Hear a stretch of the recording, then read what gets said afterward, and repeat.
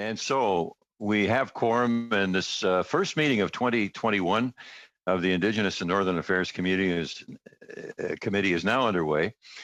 And of course, we start by the acknowledgement that we're meeting on the traditional unceded territory of the Algonquin people if we are in Ottawa. In my location, it is the territories of the Haudenosaunee, Anishinaabe, and Chinantan First Nations. So hello. Bonjour à tous. Bonjour. That right. I hope I did. And so once again, to ensure that the meeting moves smoothly for our guests, we have one guest ready to present. The issue that we have to make sure for a properly conducted meeting is that translation can hear and properly translate. And so that means that you select the language that you wish to speak in on the little interpretation globe that's at the bottom center of your screen, and have that on English. And if you would choose to speak French, of course, you would select the French one. And when speaking, ensure that the video is turned on, and please speak slowly and clearly. And those who are not speaking, the microphone should be on mute. And so our first meeting is underway, and joining us by video conference for the first hour is the Deputy Grand Chief of the Anishinaabe Oski Nation, Deputy Grand Chief Jason Smallboy. Jason, welcome to our committee meeting, and you have up to 6 minutes to open up with your presentation. Please go ahead. All right, thank you, everyone, and good morning. Like I said, my name is Jason Smallboy, and I'm one of the Deputy Grand Chiefs of the Anishinaabe Oski Nation, or NAN. We're a political territorial organization that represents 49 First Nations in Northern Ontario, the majority of which are accessible only by air or winter road, and 32 of our communities are considered remote. So what I want to talk to you about is around issues surrounding food. So the cost of living in our communities is much higher than, say, living in Southern Ontario. And while general day-to-day costs such as utilities, food, etc., are higher than our Southern counterparts, the cost of food is astronomical in comparison.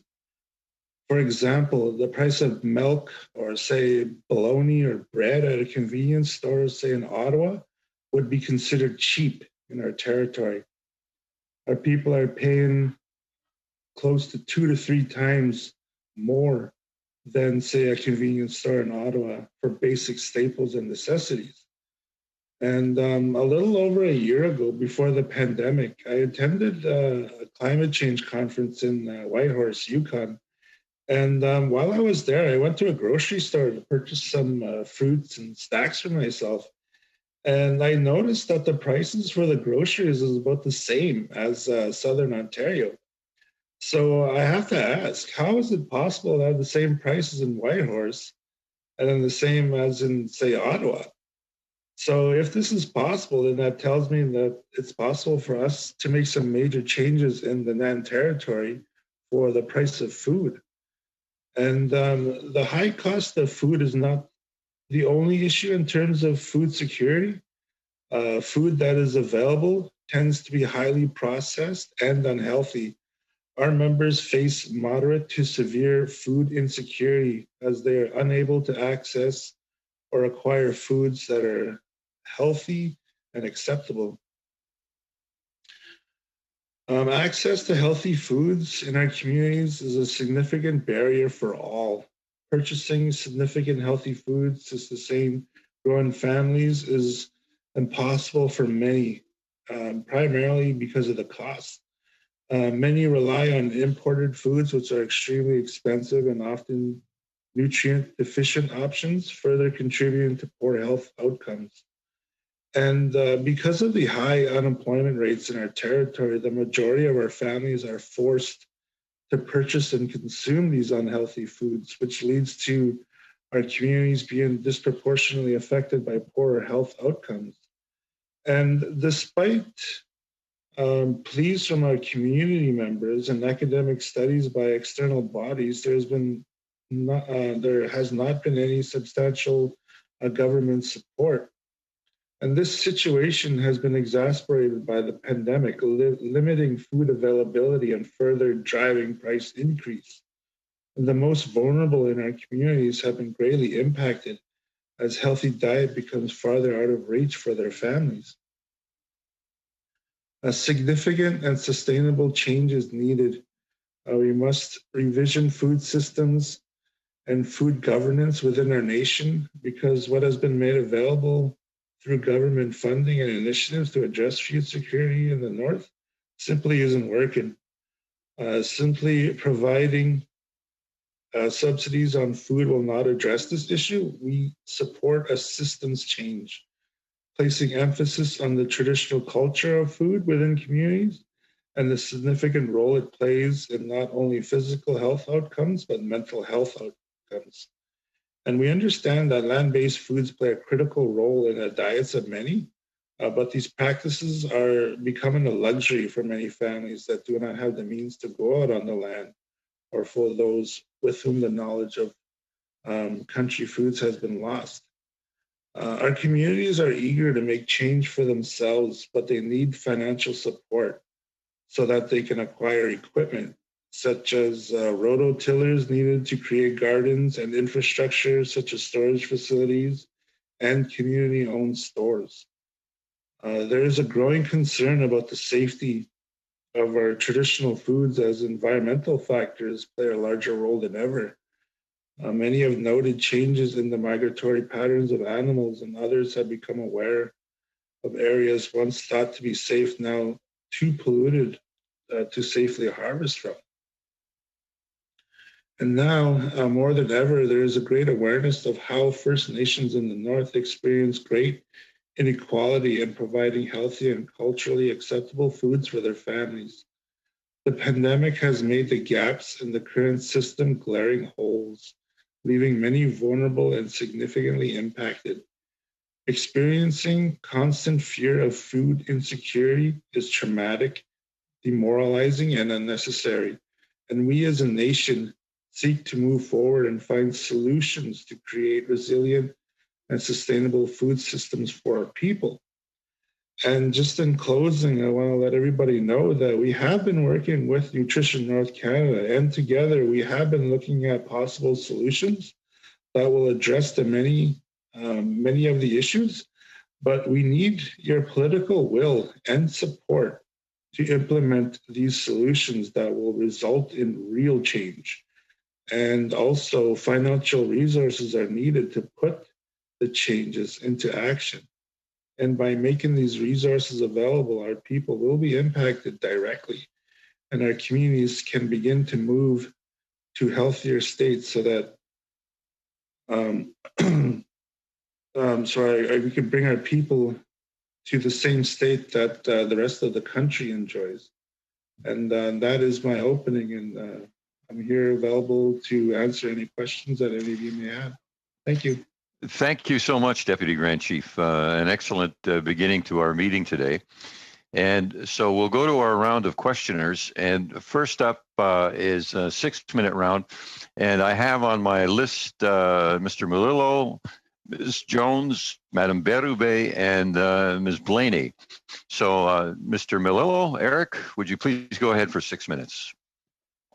Thank you very much, Mr. Chair, and thank you, of course, to the Deputy Grand Chief for joining us today. And those opening remarks, I think, already gave us a lot to think about, and I trust as we move through the questions that we'll have much more to work with. And just let me say it's an honor to be able to speak with you today, representing the riding of Kenora and many communities, which, of course, you also represent with your organization. And one of the things you mentioned was the winter road system, obviously very important for many of the remote communities in my riding. And we know with the changing environment and the warmer winter, it's sort of every day, but today has been relatively warm in our region, that the seasons are shorter. They're expected to be shorter. They're already already causing some significant issues in the winter road availability for many of these northern First Nations. And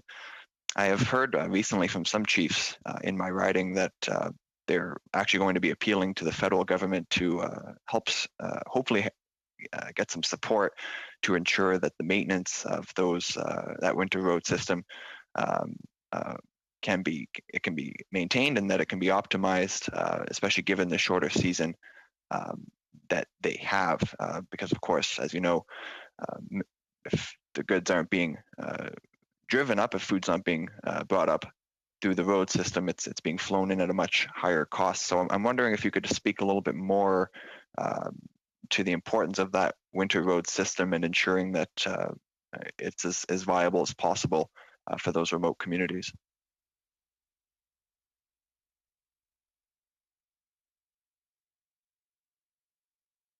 You're on mute. Open your mic, Deputy Grand Chief. There. All right. Thanks for the question.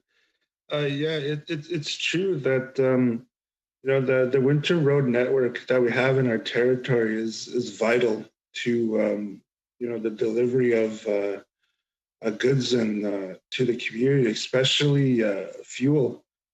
In my experience, when I was working for NAN as a staff member about 10 years ago, we had a meeting with, I think it was the ADM for INAC at the time. And many of our communities came to our office and we met with them, and they were concerned that they weren't going to be able to fly the fuel in that they needed for year-round supply for energy for the community.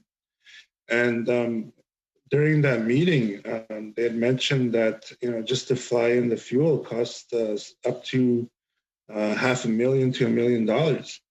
So they really wanted to avoid those kind of costs, because what happens when a community doesn't get all the fuel that they need, they have to fly it in.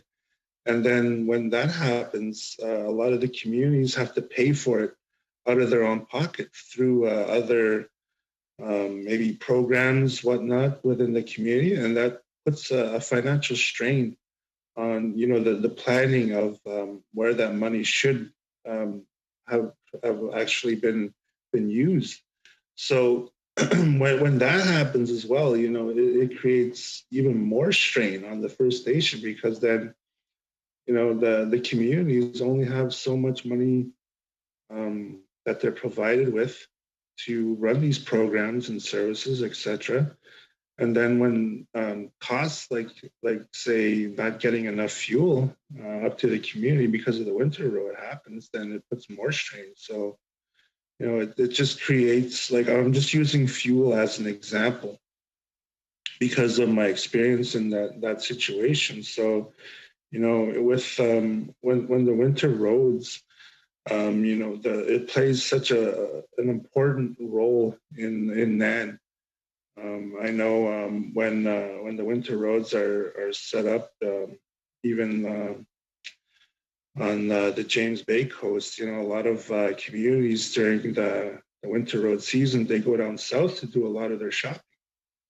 They buy in bulk. I know a lot of people take trucks and just fill them up, with basic staples too, like say toilet paper, for example.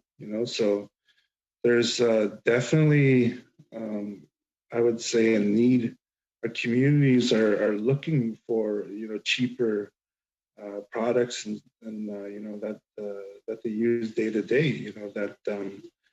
Like say people living in an urban area get to enjoy every day. It's something that people in urban areas don't really need to think about. Right. So I hope that answers your question. Absolutely, thank you. And Chair, I hope I have time for one more. Well, you've got about a half a minute. I'll give you a minute and a half. How's okay. that? Okay. That's more than generous. Thank you. And I'll just ask quickly.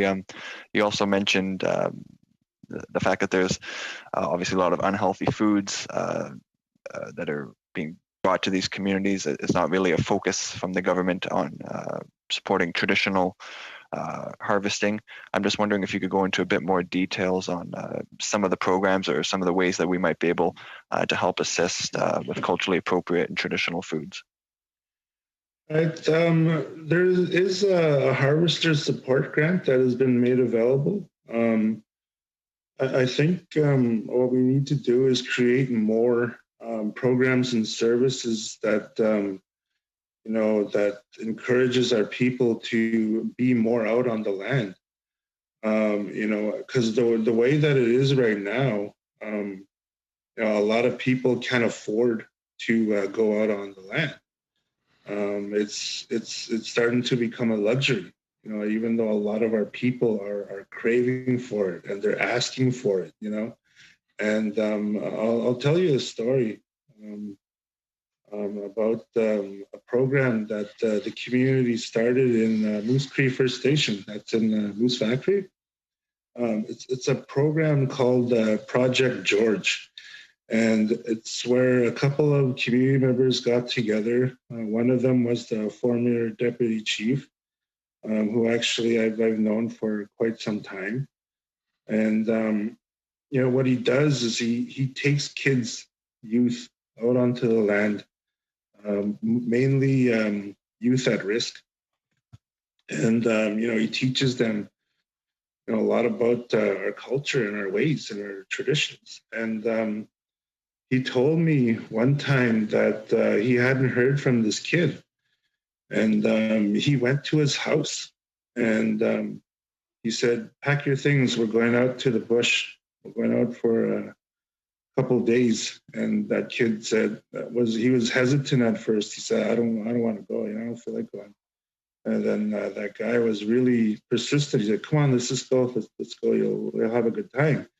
So the kid, gave in and went, and with a group of other kids. And that kid that was hesitant told the former deputy chief of Moose Cree that, if he didn't come and take him out to the land that day, he would have committed suicide that night. So, that's just an example of, I guess, that our people are craving, to go back out on the land. And it's just one way or another, a lot of families just can't afford it, and there's a lot that's I would say that's being lost. That's not passed down the way that it used to be. Chief, I'm sorry to interrupt. That's right. We're way over on that question, but that's fine. The story was very important for us to hear. Just so you know, the reason we have a time frame around our question is so there's a cycle of questions so that everybody gets a chance to ask their question to you. So I let you go on there, but that was a really great story to hear. We had a police officer actually in Hamilton who was once taking youth at risk into the woods for 2 or 3 days of camping, and with a similar effect. Miss Jones, Yvonne, it's your turn now, and you have 6 minutes. Please go ahead. Okay, thank you very much, Mr. Chair, and thank you, Deputy Grand Chief, for joining us today. Really appreciate you taking the time to inform our committee about the challenges around food security in your area. Just to give you a bit of context, I represent a northern riding of Labrador. I grew up in an isolated, remote community, so I understand very well the challenges that you're dealing with.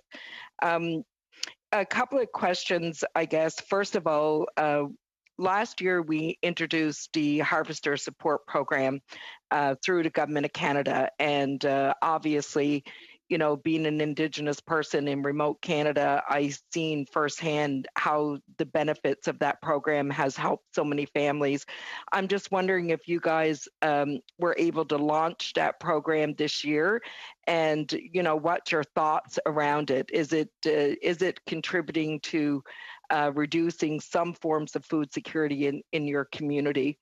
And I guess my second question would be is that the Government of Canada's has a number of programs right now and grants that are responding to food security across northern regions.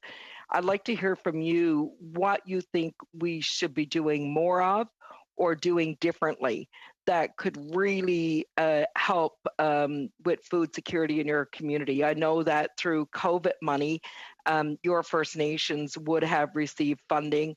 I know that some of that funding, like those in my area, went to food security and heat security programs.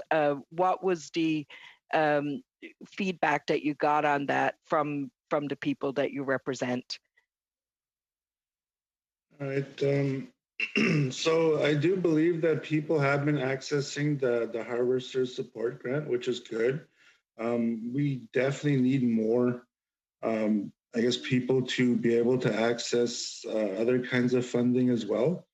I know that when I do travel to my communities, well, I mean, when I did travel to my communities, when I would meet with workers that were working in the band office, a lot of the times they had talked about trying to raise money, to take more youth out onto the land. So there definitely still is a need there, just to let people know, even about a year ago, we had submitted a proposal to Environment Canada, actually, on where we wanted to basically pay people from our communities to go out onto land to track things like climate change, like the differences that they see, out on the land. So I thought I would just mention that. And the second part of your question was, what was it that we should do? Is that correct? Well, we've been, like I said, working with Nutrition North on trying to come up with some real solutions, some things that we can do. And one of the things that we're finding out is that a lot of the companies get the subsidy for Nutrition North before the products are sent to the communities. So, I guess what's happening there is that the food may not make the community as quickly as possible, and then it may go bad while it's sitting, say somewhere in storage. So that may be something that we should look at and maybe changing, making the subsidy available in the community rather than to the company before it even gets shipped to the community.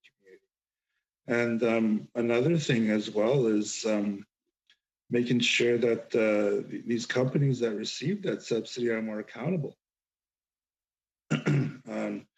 Because when you look at the pricing in the north, when you go to, like, say, the northern store, it shows how much you spend and how much is of the subsidy is applied, and you can barely even notice it.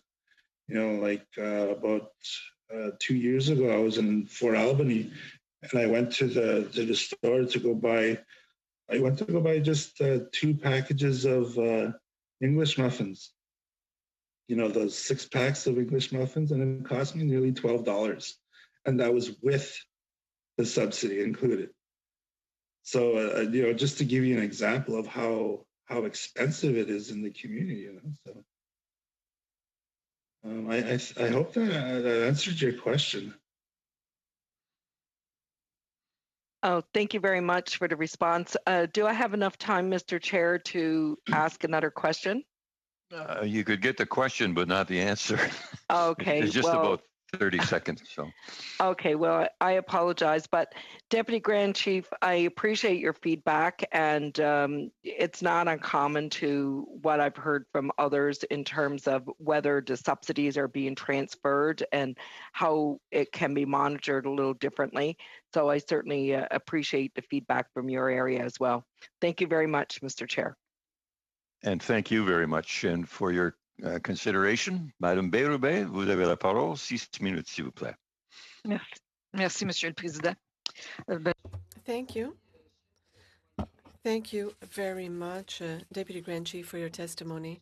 I represent a region around James Bay. This is Cree and Anishinaabe territory, and I've heard everything that you've said with regards to your communities and everything that you're experiencing with regards to food, unhealthy food, the high unemployment rate, and the solutions with regards to the pandemic. You've talked about systemic change that is necessary. Could you explain what your needs are to ensure this systemic change?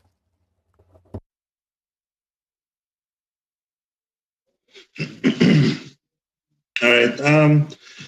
Well, one thing that I wanted to mention today is that what I would like to do is to do a study in our territory to look at maybe 2 or 3 different models that would that could be implemented. You know, like realistic models that we can use where we can get communities more taking ownership, you know, of food security in the territory.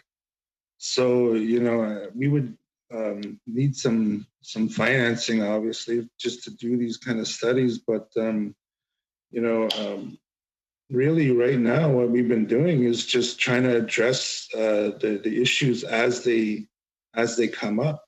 It's been really difficult on families during this pandemic as well. You know.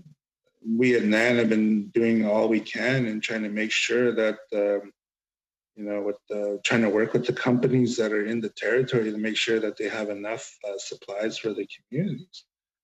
So it's difficult, and right now we would have to consult with our people to look at, you know, what are realistic solutions that we can do now, you know, and into the future to make lives better for our people.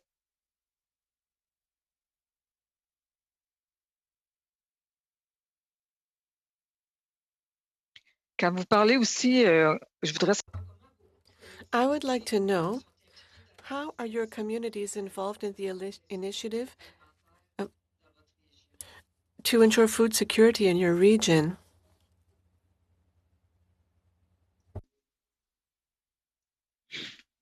Well, a lot of our communities are basically what they're doing is looking for they look for funding, and then they may get funding here and there from different pots, different sources, and whatnot to do these little projects, like say gardening.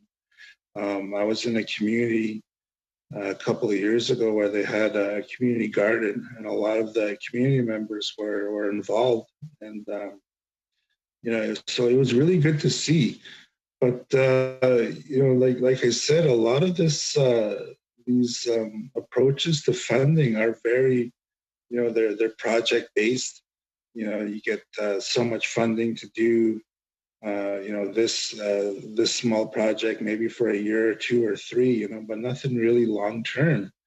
We received funding from FedNor recently to do a project for about a year.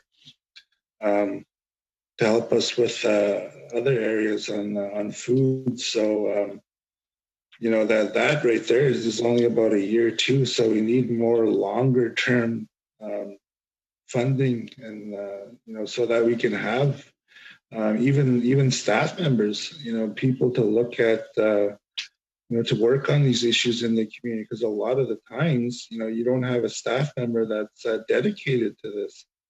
To work on food issues. I know for a long time at NAN, our director of food was basically working on it as a part-time. She also had other responsibilities. So, you know, that's the reality in a lot of our communities, is that, you know, the resources are very small.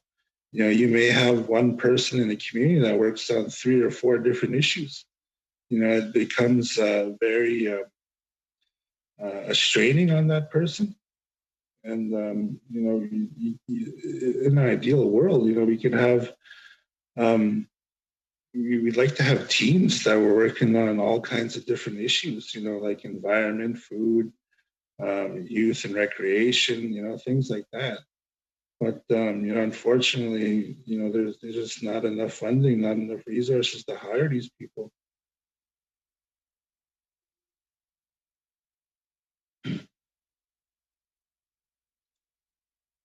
Est-ce qu'il me reste du temps? Do I have time? Do I have time left, Mr. Chair? 30 seconds. Ben, je vous remercie. Thank you very much, then. I will ask more questions later on. Thank you. Thank you very much. And we go now for 6 minutes to Ms. Blaney. Rachel, 6 minutes. Go ahead. Thank you, Chair, and I want to thank you, Deputy Grand Chief, for taking time to be with us today and sharing this really important testimony. My first question is, you talked about the reality that many of your people are having moderate to extreme food insecurity, and that there's an incredible need to revisit the food system the way that it is currently is simply not working, is what I think you said, and that subsidies are not the only solution, that there really needs to be a system change. You also talked about Nutrition North investing in subsidizing food companies rather than the local community. And I'm just wondering if you could speak to that, and if there's any interest at looking at ways that there can be an increase of local food production, or bringing those businesses to the community so it benefits and also improves food security. I'm just curious about that. Thank you. Yeah, I was speaking with one of my chiefs before the holiday about a lot about the issues that are around food. And one of the things that he proposed that we could do is using his community as a pilot project for the Nutrition North subsidy. Because what he told me, and this is for Fort Severn, by the way, which is the most northern community that we have in that territory. And he said that a lot of the people, a lot of his people are ordering products now online, and they're getting them delivered directly. So they're not even shopping at the local store. It's cheaper for them to order it online and get it delivered than it is for them to actually shop in the community. Wow. So that was one thing that I guess one idea about how you can look at making the subsidy different. And he said he would even be willing to share that information with anybody that would want to look at making that change for their community as well, and even with government agencies as well. And there is a lot of people and community members out there that want to start doing their own gardening. Like I mentioned before, a lot of the funding that we get is project to project. So, when I was talking about that lady at NAN that was doing food issues part-time, she had a program going where she would gather up a lot of seeds and instructions on how to plant those seeds and how to maintain, and send those to the community, just to kind of give people the supplies and maybe some of the knowledge and some training on how to maintain that. So again, like I said, the need is there. It's just that there's still real sustainable funding to last long term. So when, say, if a community gets really involved with gardening, and then the project ends and they don't find any funding to maintain it, they lose that interest. And then, say if there's kids that are involved in it, they may move on and go on to post-secondary, and then, it may take 2 steps back again, and trying to get more people involved. So it's like you're restarting, you cycle over and over, so it's frustrating, I think. And I think it happens a lot in terms of trying to get projects going in the communities. Thank you for that. That was incredibly helpful.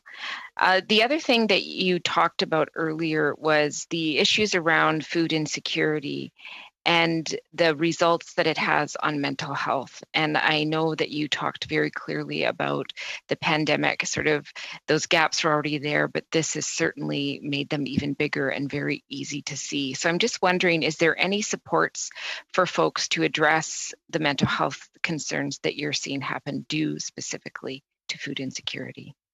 Yeah, we at NAN saw that that there was a lot of issues regarding mental health during the pandemic. So we started a hotline, and it's called NAN Hope, and we promote it very regularly, and we offer it in all the languages in the territory, so Cree, Ojibwe, and Ojibwe. So, we started that support, and we go on the radio twice a week with the radio station that we have available in our communities, which is Wawate. And we mentioned that every time we go on the radio that we have this hope line in place so that people can reach out, and even myself too, I've been on the radio a couple of times talking about this, and I encourage a lot of our people to, really get the help that they may need. Yeah, thank you so much. I appreciate that. Mhm. And thanks. We're at time now. Mm-hmm. Now, we go to a 5-minute round, and Gary Vidal will be up first. And Gary, just so you know, I have the Beauval coffee cup on this blizzardy morning in Hamilton, thinking about your cold weather forecast. Go ahead for 5 minutes, Gary.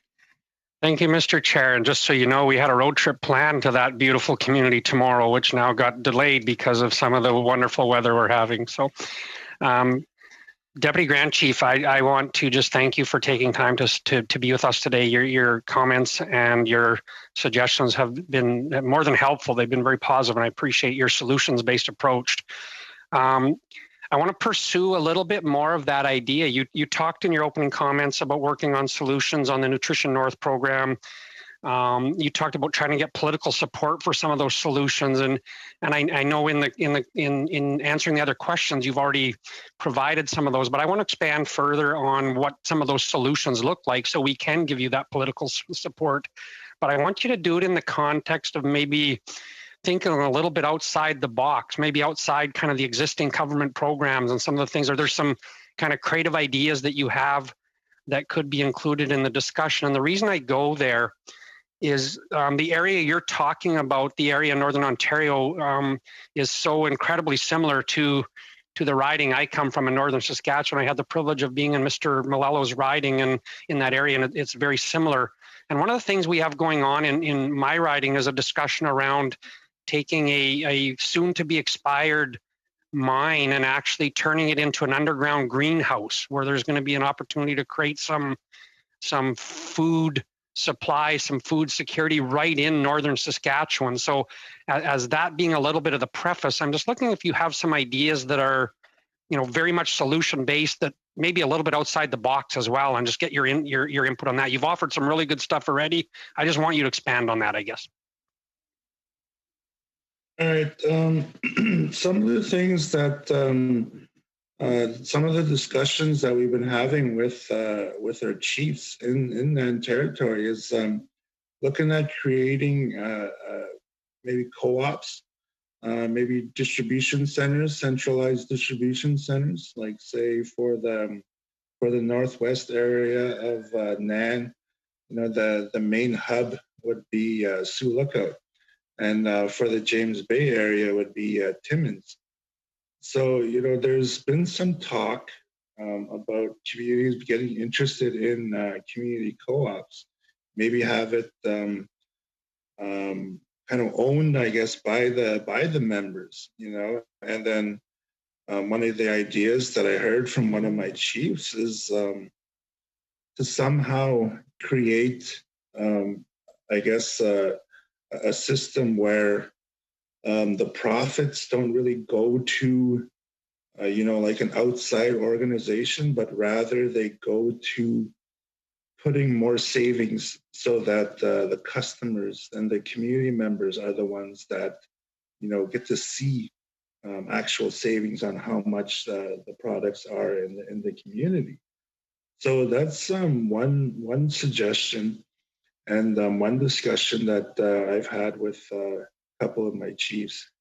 And again, that would take some research to look at, like, if we had to look at which kind of organizations and distribution centers to work with. And I think that would be needing some funding too at the First Nations level to kind of get this thing off the ground.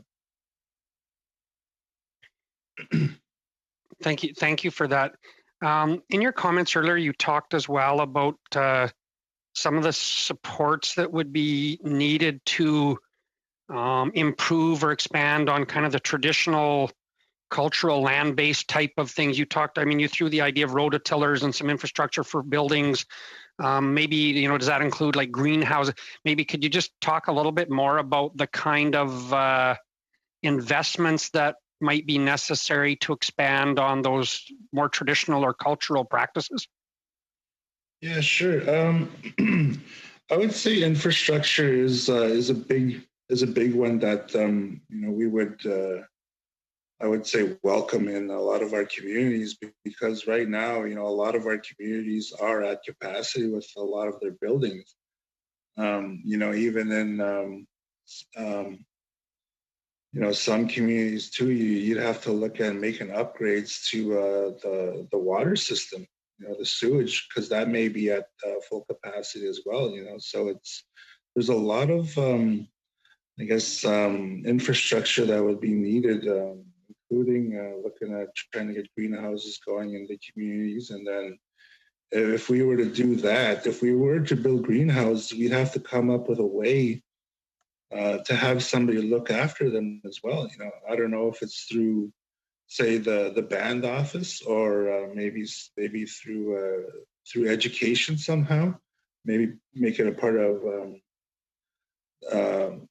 I'm not sure how that would look like, but we would definitely need, I would say, dedicated people that were just focusing on this issue in the community. So Thanks, Chief. Yeah. That brings us to time there. Thanks, Gary. And now Marcus Pawlowski, you're up for 5 minutes. Go ahead. Thank you. Hello, Jason. Nice to see you.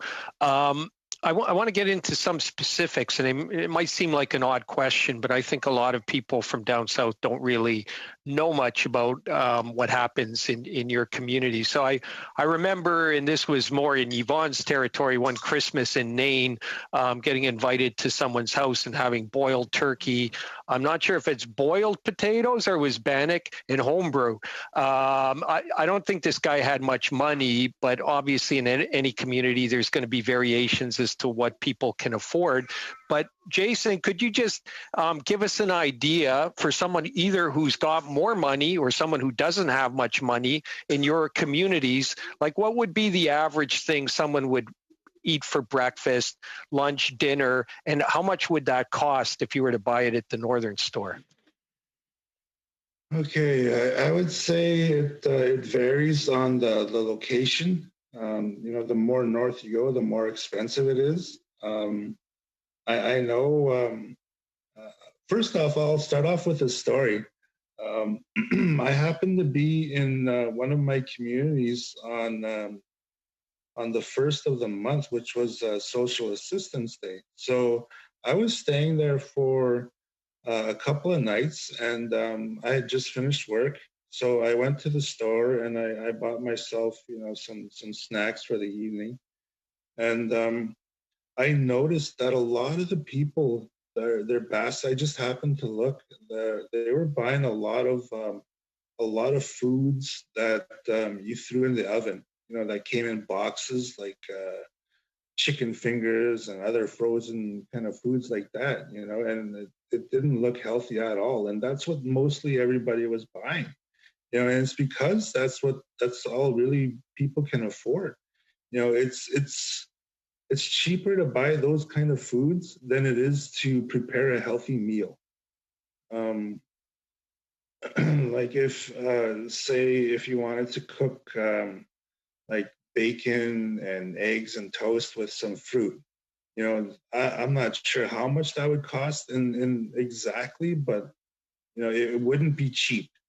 Not like we're down south where you can buy already fruit that is cut up, for like $3 or $4, and maybe just throw that on as a side. And the eggs may be $3 or $4 down south too, so you have to triple that price. Just for say a dozen of eggs could be anywhere to $10 to $12. And I also mentioned earlier about fresh fruit and not really being readily available. One time when I was in Moose Factory visiting, I went to the grocery store and I bought a loaf of bread. And when I got to where I was staying, it was moldy, so I couldn't even use that. And so that's just an example too of what it's really like, up in the north.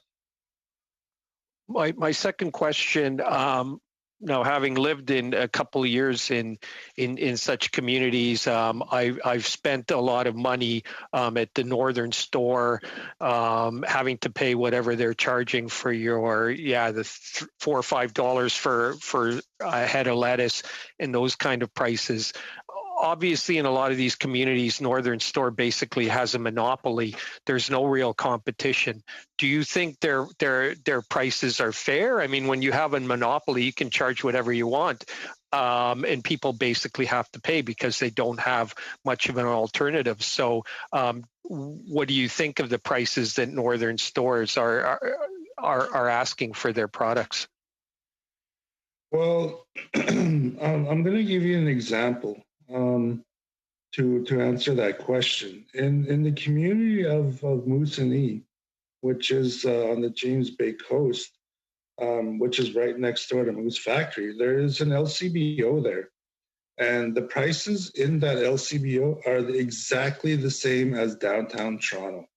But when you go to the grocery store, like I said, it's 2 or 3 times more than what it is in the same area in Toronto.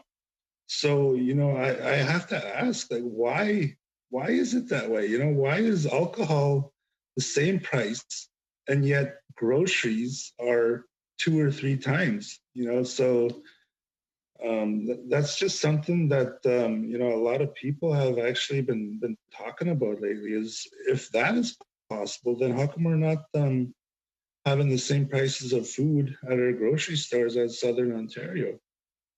Thanks very much, Deputy Grand Chief. Madam Bérubé, you have 2.5 minutes. Go ahead, please. Merci, Monsieur le Président. Thank you.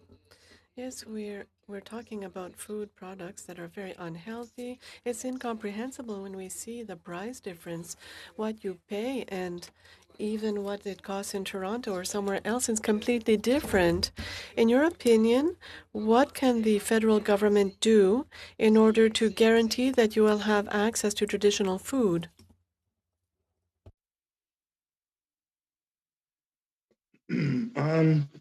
The way that it used to be in the old days when our people went out to the land for harvesting, I guess hunters would go out and they would say they would get a moose, and then when they would go back to the community, they would share that with the elders.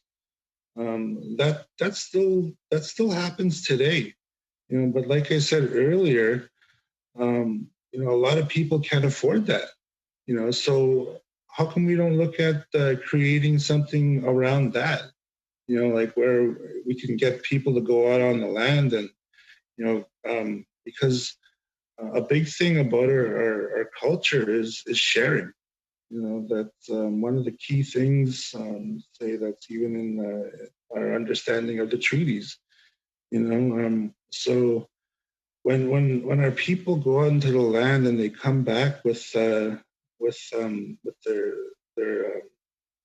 their gatherings, a lot of people share it with a lot of community members, whether it could be elders or it could be somebody that just is not able to, say, physically be out on the land.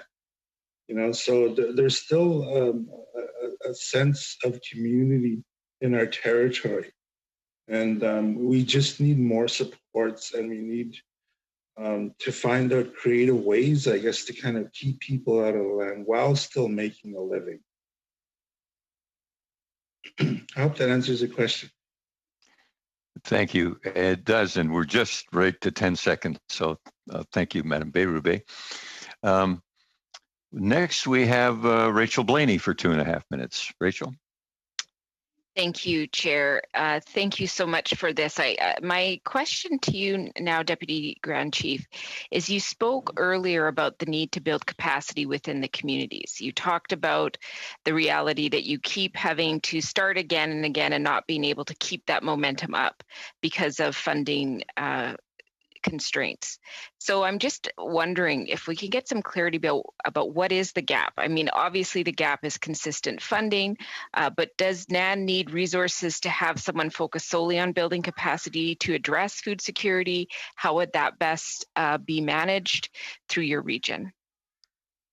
Oh, absolutely. We could definitely use more human resources at NAN to help address these issues. Right now we have a couple of projects going, and so we have somebody that may be looking after a certain project in NAN for all of NAN, and then they may have to look at other issues as well that may arise, so that kind of it puts a lot of pressure on our staff, to kind of work where you have these obligations that you have to meet, where you get your salaries from, and then you have to also work on trying to address long-term issues in the community. So, it's tough. If we had people, like at, like say with various ministries where they have, I don't even know how many staff, that would be ideal. If we could bring in that many people and to look at focus on a lot of issues like food insecurity and look at realistic solutions, and one thing too that I want to share, I heard from a counselor one time from the community of Attawapiskat, and she told me, when a community goes through a crisis, and then another crisis happens, and then another, and then another. She said, it feels like you're trying to come up for air, and she just said it was really hard. And that got me thinking, how are you going to plan for the future when you're living day to day? So we definitely need more people to kind of look at long-term solutions, the way that, thanks. Thank you. That's a very interesting way of expressing it. And thank you for that. We have 5 minutes now with Kathy McLeod. Kathy, can you go ahead for 5? Thank you, and thank you for the, very interesting testimony today. And I have to say, it's been nice to, often we have 3 panels of witnesses, but I think we're getting a much more sort of in-depth opportunity to have a conversation with you today. So I do really appreciate it.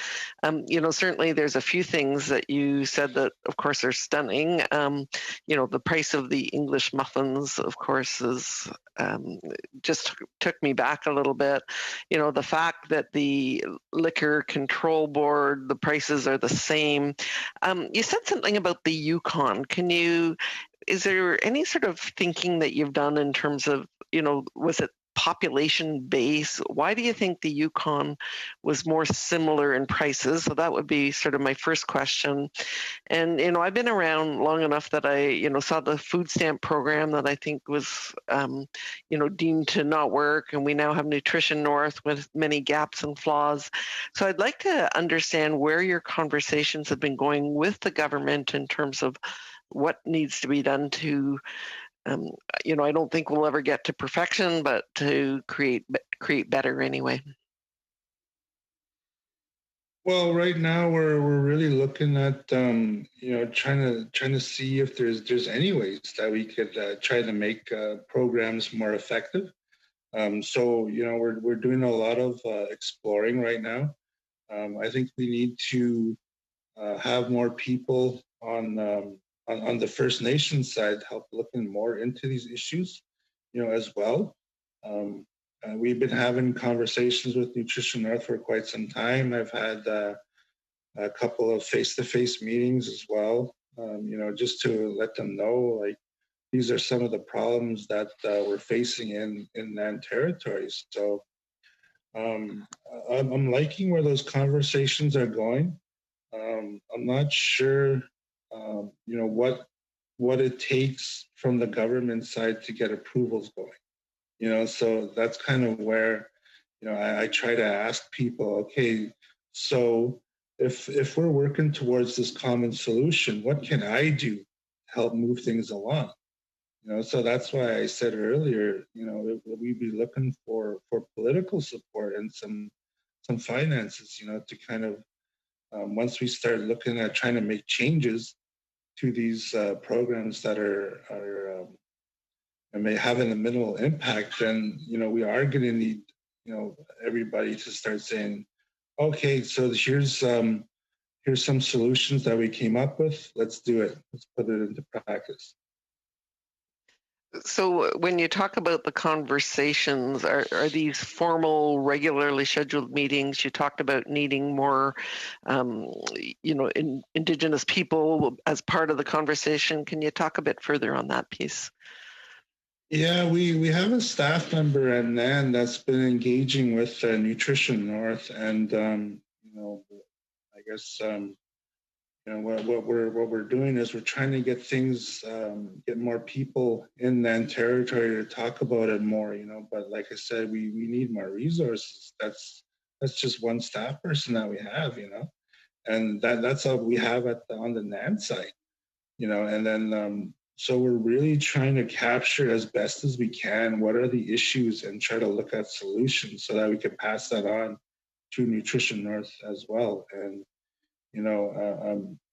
if we could, I'd like to start having more open forums like this, even with our leadership, so we could start talking about, what it is that they would like to see. I mentioned a little bit about what the communities have been saying so far, but I think we need to start really engaging with the communities more. And like I said, for that, we just need more resources as well.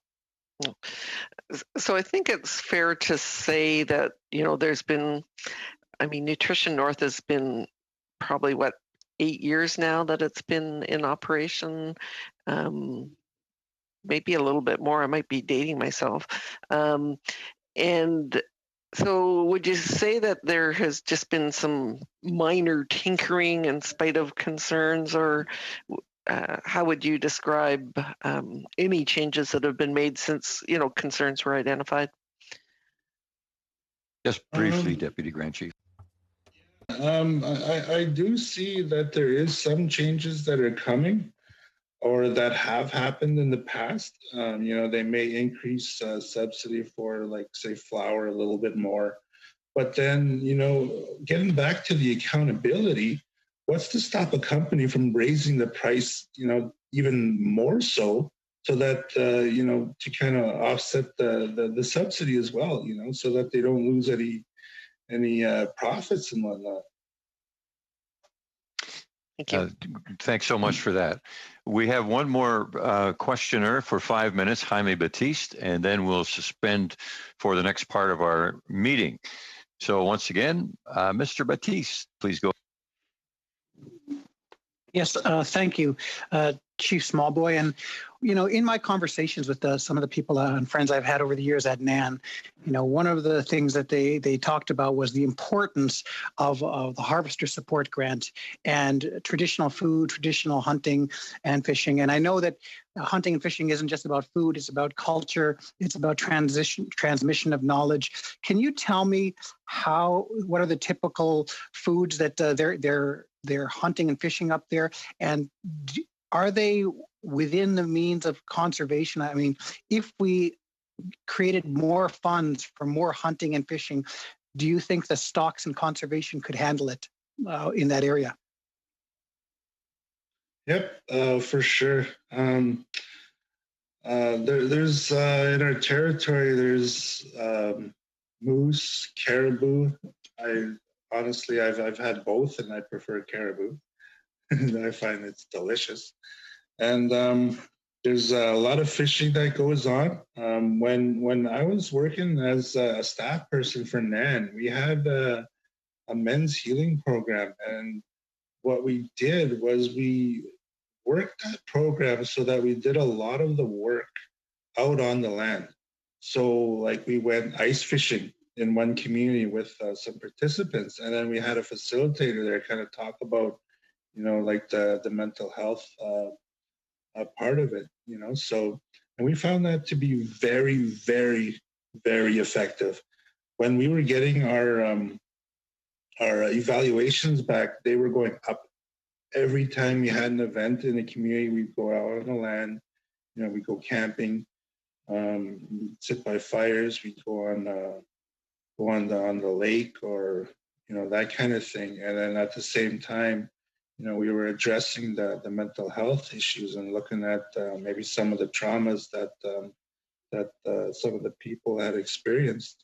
So we created a safe environment for our people, and we had this program, and we found it to be very, very effective. Even one time we went ice fishing, we caught some fish, and when we got back to the community, the participants said, we have to give this to the elders. So that's what we did. That's why I said, like, this practice is still being done today. Like, I've saw it back when I was a staff person in NAN, which I thought was very lovely. Yeah, I think that's one of the Indigenous values that we all have coast to coast, is that if we have more, we give to the elders first. I'm interested in your solution around the co-ops. I'm hearing that the northern stores, there may not be as much accountability and transparency to the communities in terms of the prices. Can you tell me how a community-owned co-op might help resolve that? Well, I think I can expand a little bit more on that example that I was given earlier about if the community had like say a co-op, then if they modeled it in a way that the profits went back to the savings, so that they would be the customers that were actually saving money rather than receiving profits. I think that kind of system would work, and I think really if the prices were to come down, that would create competition in the community, and that would cause other companies in the community to also lower the prices to be competitive. Otherwise, they're going to go out of business. So I think competition in the communities is good.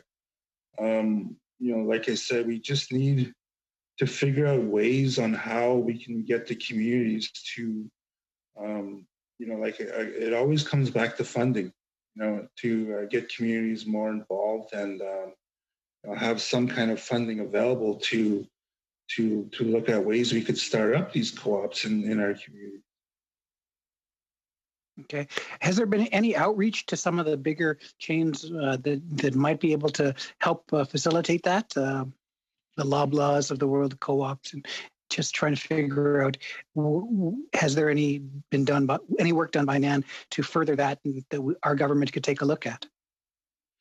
That's something that we would like to do, is to like I said, we're kind of in the first phase right now and trying to get some resources so we could actually put people to work to look at doing research, outreach out to these different companies that may want to do business in the NAN territory.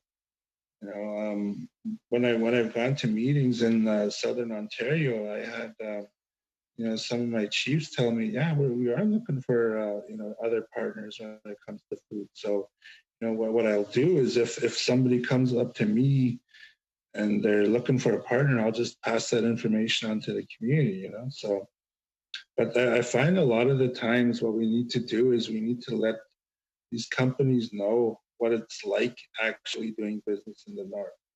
Right, Chief, we'll have to leave it at that. We're past our time, but I want to say before the pandemic, this meeting, typically we would all rise from our seats and you would be sitting at the end of the table and we'd be coming up personally to congratulate you and thank you.